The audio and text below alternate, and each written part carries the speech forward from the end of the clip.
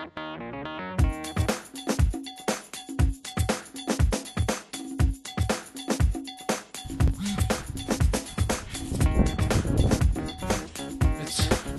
around about 7 o'clock in the evening in North Dakota, America. I'm doing what I like to do.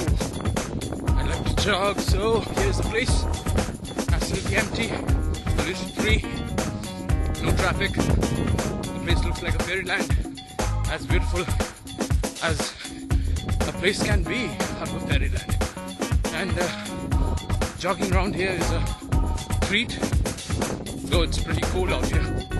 It's around 4 degrees Celsius, and very soon, as they say, it's going to turn even colder, as cold as minus 20 degrees Celsius.